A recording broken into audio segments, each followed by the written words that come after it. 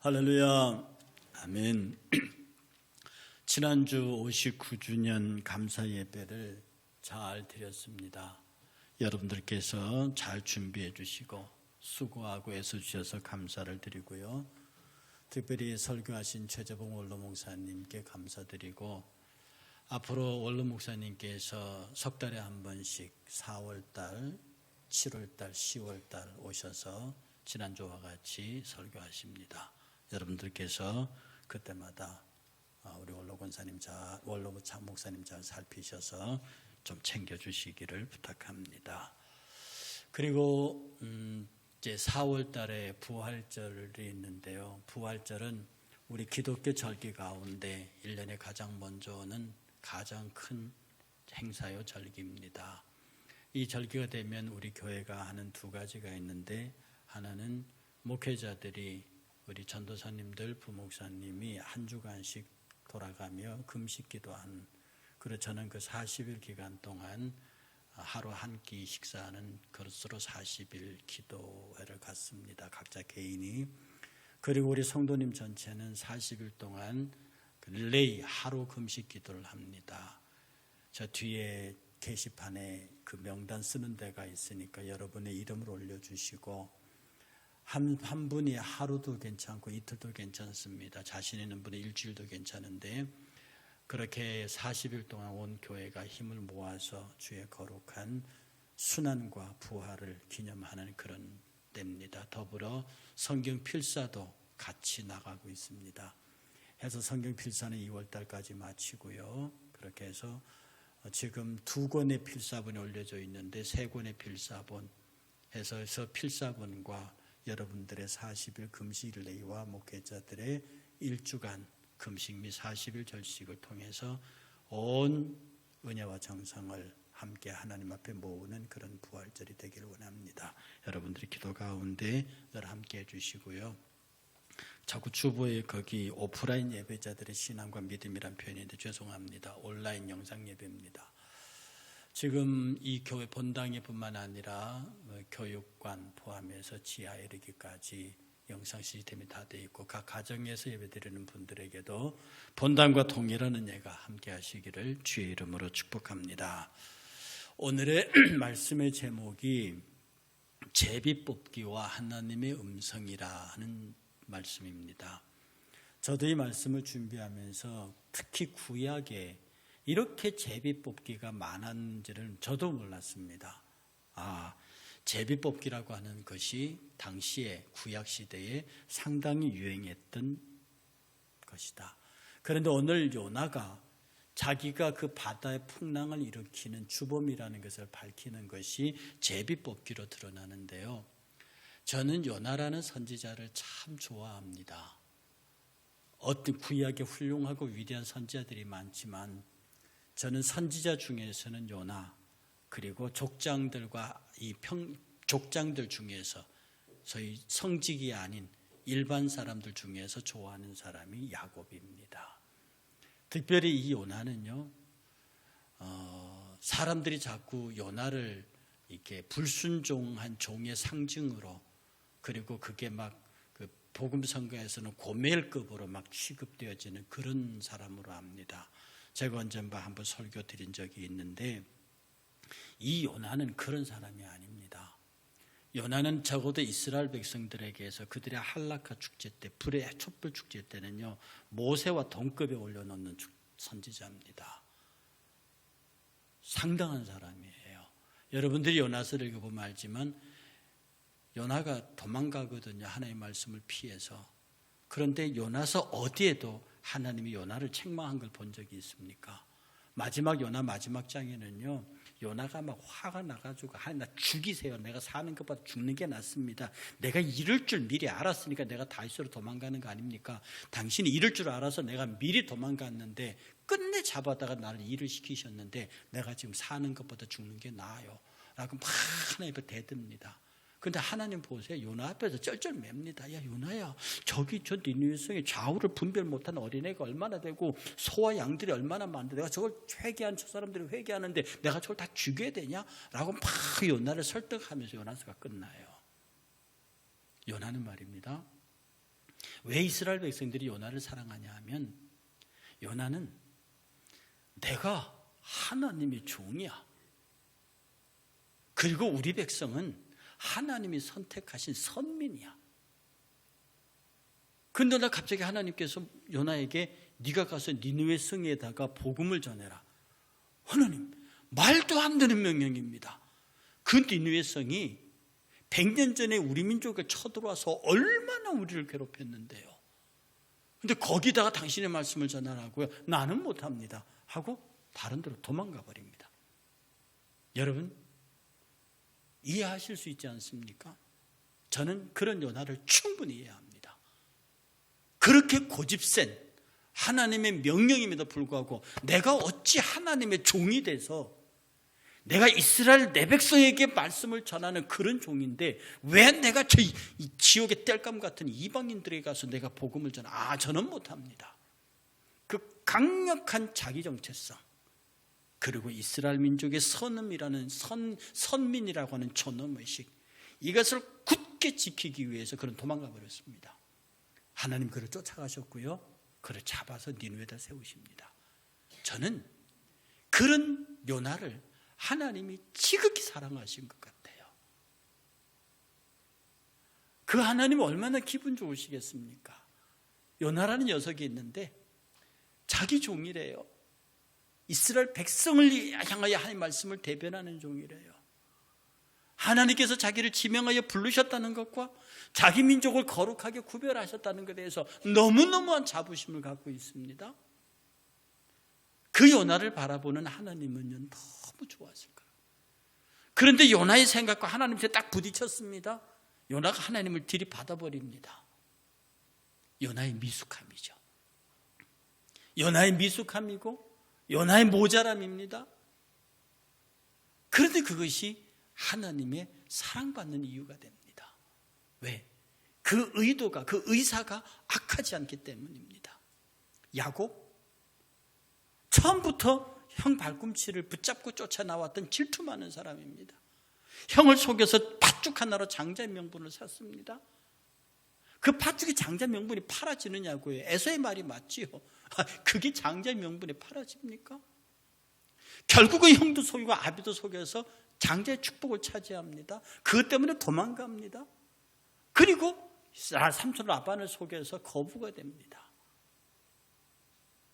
그런데 그 야곱이 얼마나 미숙합니까? 얼마나 어리석습니까? 팥죽으로 형의 발꿈치를 잡는다고 장자가 될 수 있냐고요. 끝내 아버지를 속여서 장자의 축복을 받아냅니다. 하나님이 야곱을 왜 사랑하십니까? 하나님을 사랑하고 하나님의 축복을 사모함이 그 생애 속에 전체를 지배하고 있었기 때문입니다. 요나, 하나님을 너무너무 사랑했습니다. 그리고 하나님의 종임에 대한 지극한 자부심이 있습니다.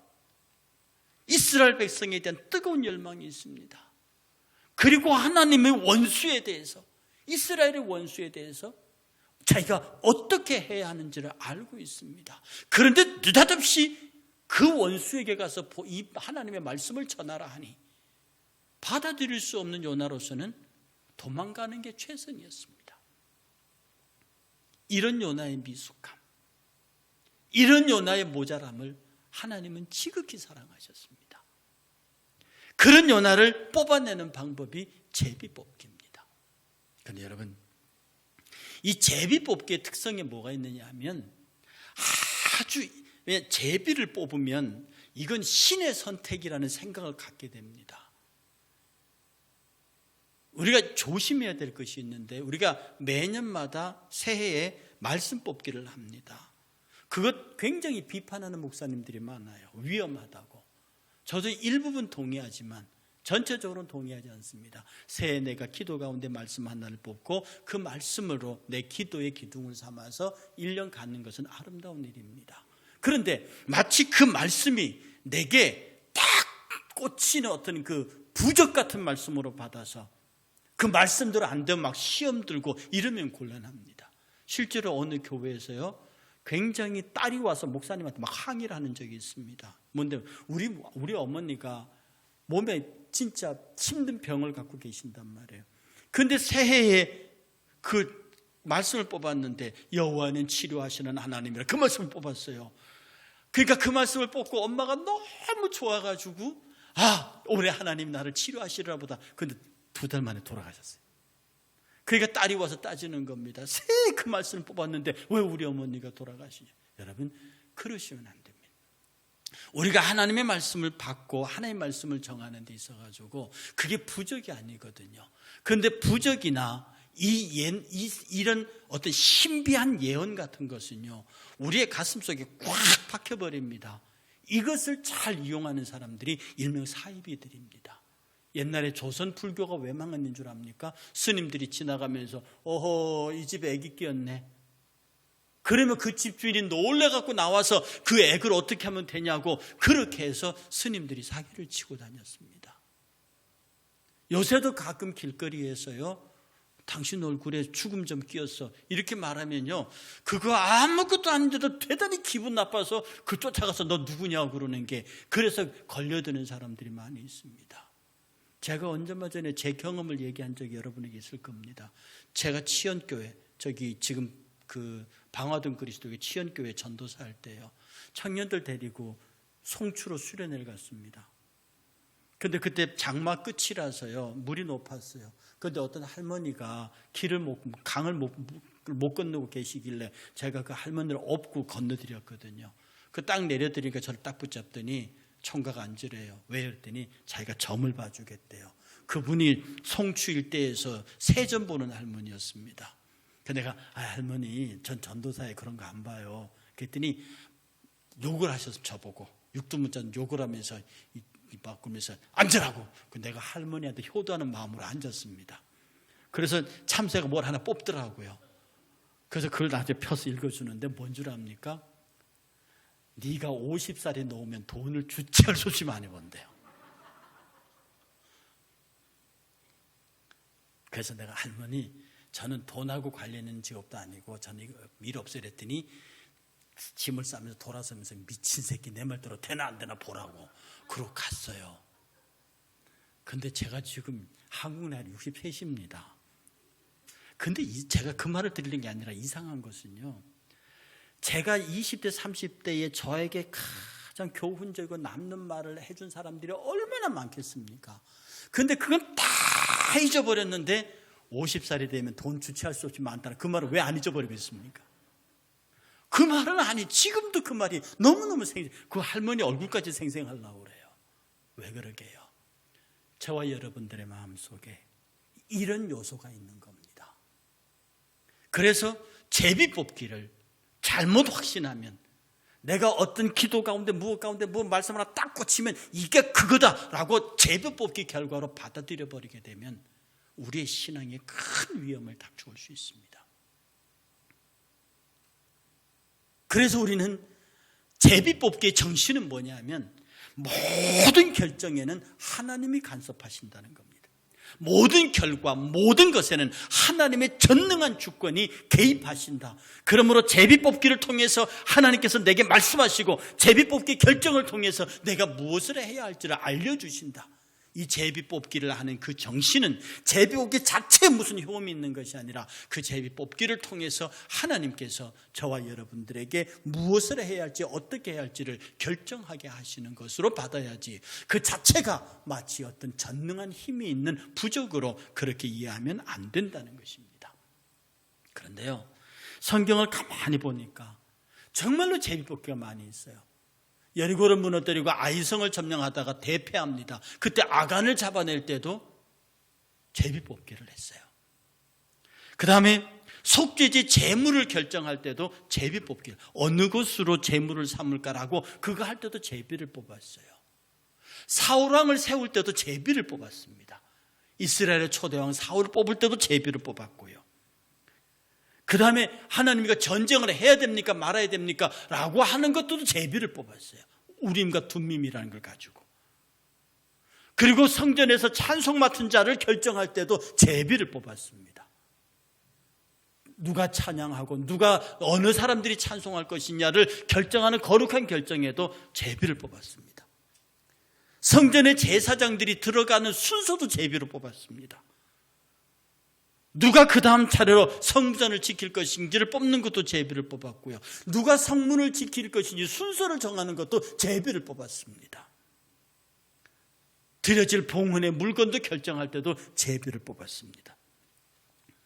그러고 보면 교회 안에서 인간이 결정하기가 뭐한 부분들은 거의 대부분 제비를 뽑았어요.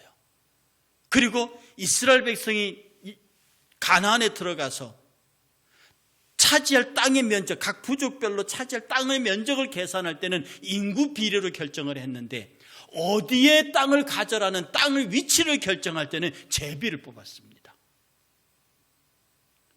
그러면 어쩌면 이스라엘 삶 전체가 제비 뽑기로 연결되어 있는지 몰라요. 그리고 그게 풍속이 예수님까지 와서 예수님의 홍포를 제비 뽑아서 나눠 가졌습니다. 가룟 유다의 빈자리 맏디아를 제비를 뽑았다고요. 이처럼 구약의 유대인들은 하나님께서 자기를 향해서 결정하시는 모든 것들을 제비 뽑기를 통해서 결정하는 경향이 많았습니다. 그런데 이 제비 뽑기에 관해서 현대 신학자들은 대단히 비판적입니다. 칼빈 같은 경우에는 그것은 하나님의 성령이 임재하기 이전에 있었던 임시의 특별한 방법이었다. 지금 주의 성령이 임재하고 하나님의 말씀이 완성된 이 시점에서 그것은 온당한 방법이 아니라고 말했습니다. 그 다음에 초대교회 유명한 설교자였던 크리소스톰 같은 경우에는 그것은 어떤 면에서 마지막 방법이라고, 주의 성령이 임재 이전의 마지막 방법이라고 그렇게 말했습니다. 그러니 오늘 이 시대에 저와 여러분들이 어떤 결정을 하는데 제비 뽑기를 통해 실제로 지금 우리나라의 큰 어느 교회 가운데는 교회 재직들을 다 제비 뽑기를 뽑습니다. 담임 목사 후임도 제비 뽑기를 뽑습니다. 그걸 보고 한국의 여러 교회들이 걱정하고 있는 게 있거든요. 제비 뽑기가 예수 그리스도의 온전한 임재 이후에는 제가 생각해도 그리 좋은 방법은 아닙니다. 까딱하면 사람들을 마치 부적의 현음으로 몰아넣을 수 있는 위험성이 있습니다. 해서 우리가 하나님 앞에서 제비뽑기 신앙을 갖는 것은, 제비뽑기를 통해서 우리가 배워야 할 것은 뭐냐 하면, 모든 일의 결정은 어떤 일을 하시든지 전적인 주권 아래에 있는 하나님의 역사하심이라고 하는 것을 믿어야 하는 겁니다. 요나를 보세요. 정말 요나를 볼 때마다 여러분 막 바다에 풍랑이 치는데 요나가 배 밑에 들어가서 자요. 지금 요나가 하나님 피해서 도망가거든요. 풍랑이 일고 있거든요. 그런데 요나가 밑에서 자고 있다는 건 뭐냐면 속 편하다는 얘기입니다. 자기는 정말 그 자기의 미숙함, 자기의 어리석음, 그럼에도 불구하고 자기가 우리 하나님은 절대로 그러실 수 없어, 하나님 비로 이렇게 말씀하시지만 내가 어떻게 그렇게 하냐. 옛날에 충신들이 있지 않습니까? 전하께서는 그렇게 말씀하시지만 우리가 어떻게 전하께 그렇게 하겠습니까? 라고 진짜 자기 옷을 찢으면서 왕의 명령에 저항하는 충신들을 봅니다. 그들은 왕의 생각을 감히 하지 못하지요. 그러나 충신의 입장에서는 그럴 수 없는 거죠. 어쩌면 요나는 하나님의 강력한 권고에도 불구하고 하나님 그럴 수 없어요라고 몸부림치는 장면이거든요. 그런 요나를 드러내는 장면이 제비뽑기를 통해서 드러냅니다. 하나님께서는 오늘 우리에게 제비뽑기를 하라 합니다. 저와 여러분들이 이 땅에서 예수 그리스도의 복음 이후로, 성령 임재 이후로 우리에게도 제비뽑기의 삶을 원합니다. 그게 뭐냐? 정말 제비를 뽑는 것이 아니라 어떤 결과를 막 미신적으로 샤머니즘적으로 그렇게 하는 것이 아니라 오늘 이 시대에 제비 뽑는 첫 번째 방법은 오직 그의 말씀과 그 성령의 역사하심이 내 모든 판단의 중심이와 핵심이라는 걸 고백하라는 겁니다. 지금 우리의 제비는 성령입니다. 우리의 제비뽑기는 성령입니다. 우리의 제비뽑기는 오직 그의 말씀입니다. 그 말씀이 나를 지배하고 하나님의 말씀을 살아서 운동력이 있어 좌우의 날선 어떤 검보다도 예리하다. 디모데를 향해서 말씀하시기를 네가 어려서부터 성경을 알았나니 네가 어려서부터 성경이 너로 능히 모든 일을 감당할 수 있게 만들지 않았느냐. 이 성경에 대해서 바울이 말하기를 모든 성경은 하나님의 감동으로 된 것으로 교훈과 책망과 바르게 함과 의로 교육하기에 유익하니 이는 하나님의 사람으로 온전하게 하며 모든 선한 일을 행할 능력을 갖추게 함이라. 이게 성경이라고, 이게 은혜라, 이게 성령이라는 거거든요. 그런데 오늘 우리의 제비 뽑기는 성령의 절대적인 역사 앞에 우리가 서는 겁니다. 그분이 뽑아주시는 제비, 그분의 결정대로 내가 말씀과 은혜대로 살겠습니다라고 하는 이것이 오늘 이 시대의 제비 뽑기입니다. 이미 하나님 뜻은 우리에게 모두 공지되어 있습니다. 여러분 어떤 일을 결정하려고 할 때 하나님의 뜻이 뭔지를 갖고 묻는 경우가 있습니다. 저는 감히 말합니다. 왜 물으십니까? 이미 여러분의 뜻이 결정되어 있잖아요. 왜 여러분의 결정된 뜻을 하나님의 결정과 일치하려고 합니까? 하나님은 여러분을 향해서 모든 결정을 다 주었습니다. 그의 나라와 그의 의를 위해서 구하라. 여러분이 하고자 하는 일이 정말로 여러분의 양심에 비추어서 하나님의 영광을 위한 일입니까? 하십시오. 그것은 하나님께서 승인하신 것입니다. 이미 우리는 성령을 통해서, 말씀을 통해서 그가 뽑아주시는 기도의 제목들이 있다고요. 그가 뽑아주시는 사명들이 있습니다. 그가 뽑아주시는 것들이, 그것이 무엇인지를 여러분의 양심은 알고 있다는 뜻입니다. 오늘날 이 시대에 저와 여러분들의 제비 뽑기는 주의 말씀과 성령이 우리를 향하여 강권하시는 그것이 오늘날 우리들의 제비 뽑기입니다. 두 번째 우리들의 제비 뽑기가 뭐냐면 내가 주 안에 거하고 있다는 확신에 평안에 가득 찬 삶입니다. 여러분 요나 보세요. 그렇게 깊이 잠들 수 있는 깊은 잠. 정말 여러분이 평안의 삶을 누리시면 혹 여러분 가운데 불면증 계신 분들 있지 않습니까? 하나님 앞에 기도하십시오. 여러분의 육신은 깊이 잠들어야 합니다. 잠잘 때. 여러분의 영혼은 잠자면 안 되지만 여러분의 육신은 깊이 잠들어야 합니다. 이 말은 무슨 말이냐면 여러분의 마음의 평안을 유지해야 한다는 뜻입니다. 내가 성령과 말씀을 따라 어떤 결정을 받았습니다. 그것으로 교회를 섬기고 봉사합니다. 여러분 그 자체로 평안하셔야 합니다. 우리가 갖고 있는 제비 뽑기는 평안의 제비 뽑기입니다. 주께서 뽑아주신 거예요. 주께서 내게 허락하신 거예요. 주께서 내보고 하라고 하신 거예요. 그것을 내가 받았을 때 사람들 눈에는 그것이 한없이 힘들고 어렵게 보여도 내가 그것을 받아들이는 순간에 그 십자가가 내게는 너무 꼭 맞는 거예요. 수고하고 무거운 짐진 자로서 내가 주님 앞에 와서 주님이 내게 맡기신 십자가를 보니 내게 너무나 꼭 맞는 거예요. 이런 것들이 우리의 삶 속에 주께서 우리에게 평안을 끼치는데 이 평안은 세상이 주는 것과 같이 아니하다고 말씀하십니다. 평안을 너희에게 끼치노니 나의 평안을 너희에게 주노라. 내가 너희에게 주는 것은 세상이 주는 것 같지 아니하나니 너희는 마음에 근심하지도 말고 두려워하지도 말라. 오늘날 예수 그리스도의 제비 뽑기를 받고 있는 사람, 성령과 말씀에 의지하여 어떤 결단이 선 사람들은 그 마음의 평안을 유지합니다. 그 사람이 행복할 수 있습니다. 그리고 마지막으로 성령의 제비 뽑기를 듣고 있는 사람들은 주의 약속을 끝까지 신뢰하는 사람입니다. 반드시 이루실 것이다. 반드시 그가 나를 통하여 이루실 것이다.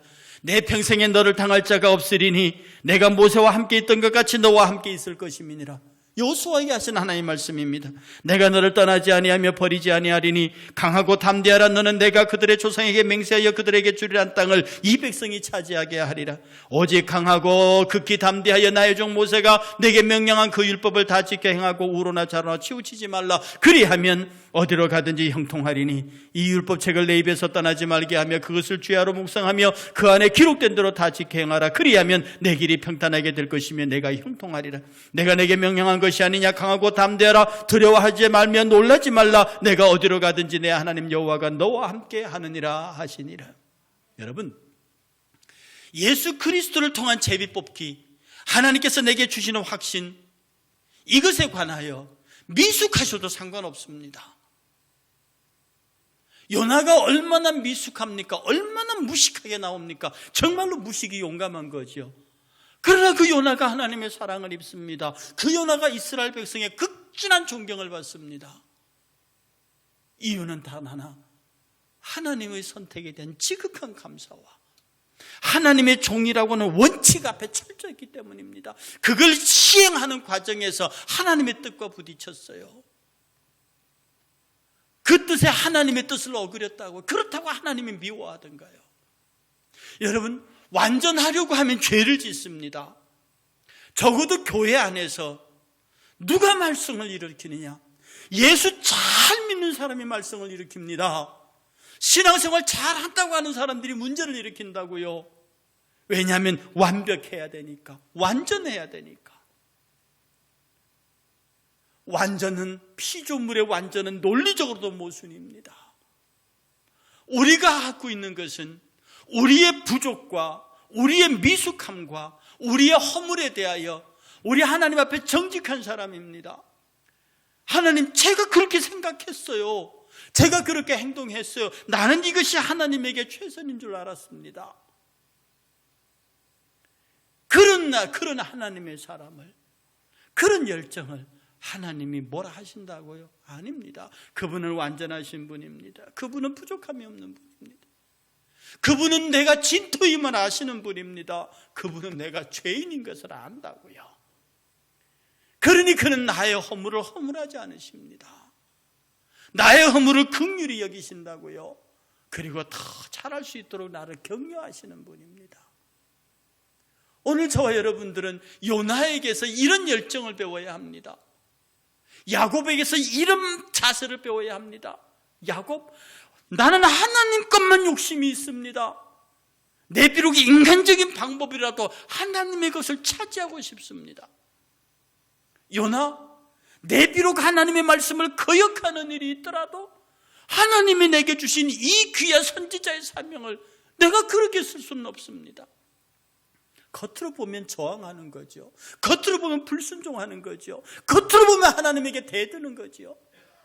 그러나 제이프가 보기에 하나님이 그런 종을 엄청나게 기뻐하셨을 겁니다. 그래, 내가 다듬어 쓰겠다. 내가 다듬어 쓰겠다. 너의 그러한 못된 성격 내가 다듬어 쓰겠다. 내가 너같이 그렇게 못된 성격 내가 다듬어 쓰겠다. 그러므로서 우리의 삶 자체는요, 우리의 불완전이나 우리의 미숙함이나 우리의 모자름이나 우리의 무능함이나 그것을 문제 삼으면 안 됩니다. 정말 문제 삼아야 될 것은 이기적으로 내가 하려고 하는 것들을 이기적으로 하나님을 이용하는 경우입니다.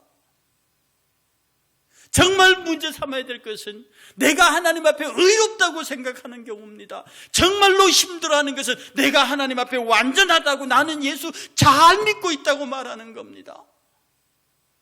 정말 그렇게 생각하면 하나님은 그를 향하여 진노하십니다. 왜? 그것이 곧 우상 섬기는 자세거든요. 자기 자신이 우상이 되는 거거든요. 사랑하는 여러분, 저로부터 여러분 모두가 다요, 하나님, 저 이렇게 못난 존재, 이렇게 모난 존재입니다. 이렇게 고집센 존재고, 이렇게 내 마음대로 믿으려고 하는 이런 사람입니다. 그런데도 하나님 사랑해 주시기를 원합니다. 왜냐하면 내 이 못남과 내 이 무능과 내 모자람과 내 미숙함, 비록 그럴지라도 나는 제일 사랑이 주님이요, 제일 목적이 주님이요, 제일 기다리는 것이 주의 복주심입니다. 나의 부족함, 나의 모자람, 나의 미숙함을 채우시고 내가 온전히 하나님 앞에 나아가 설 수 있는 그런 사람이 되게 해 주십시오.